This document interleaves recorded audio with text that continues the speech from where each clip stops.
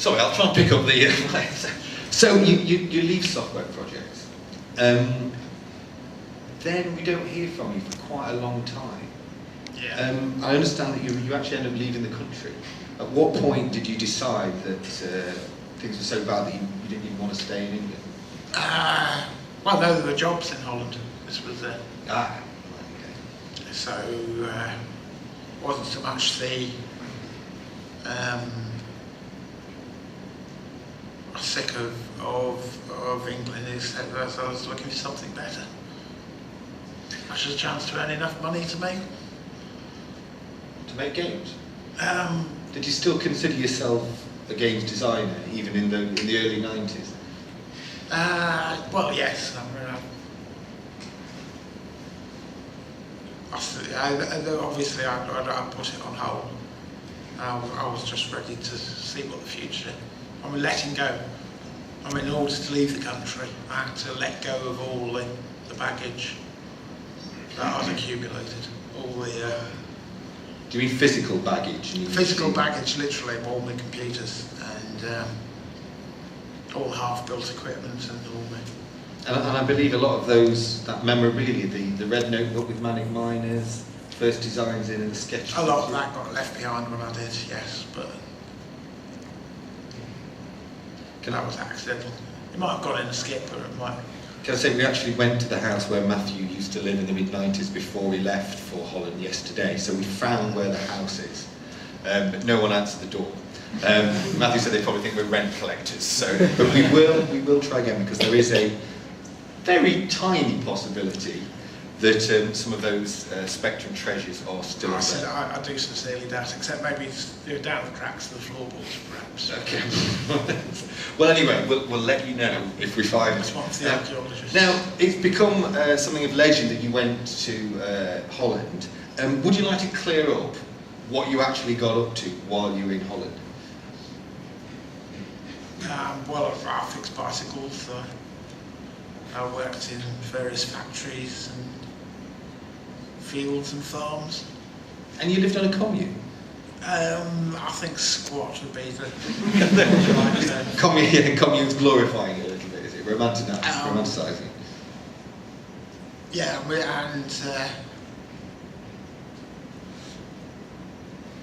I'm sure there was some sort of community feeling, but there was 24 people there, rooms in front of the fire for like 3 people to hog the fire, because there was a big fire. And that's another competitive sport, fire surfing. Sorry, fire surfing? Yeah, because if you stand too close you get burnt, and if you stand too far away somebody will nip in behind you. Right, okay, the things we're learning. Okay, now, so you're there for a few years in Holland, until, I know this, is that you're sitting out and you're drinking a bar on a Friday, when suddenly the bar is raided. Yeah. What I want to ask is, if they hadn't raided that bar, could you see yourself still being in Holland now, mending bikes, working in factories? Did you see that? No, I'd started to. I'd got a computer by then and a place to live, and I thought I was on the up, but I was in the wrong place at the wrong time. Yeah. So what happened? You got deported? Yeah. And it turns out there was only like half a dozen. People in that bar didn't have their papers in order. Everybody else was. So just unlucky. So look, you come back to England somewhat unexpectedly. Was it then a natural thing to say, well, I must try and get back into the games industry? Is that your first thought?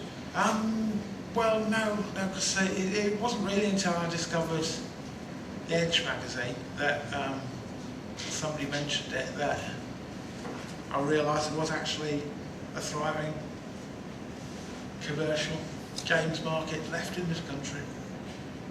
All the companies I knew about had all gone bust in the late 80s. So. Were you also surprised to discover not only there was a flourishing games industry in this country, but that people are genuinely concerned about where you'd been? The where is Matthew Smith? Did that come as something as a shock?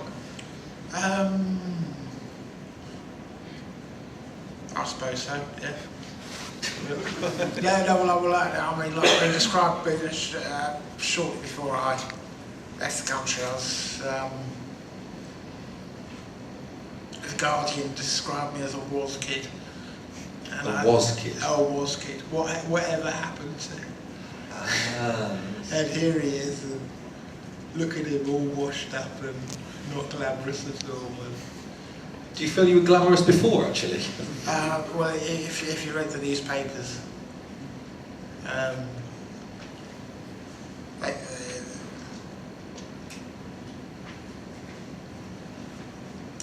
I'm not sure. Even from the magazines, even from the enthusiast magazines, I don't think you'd ever get the impression that it's a glamorous job.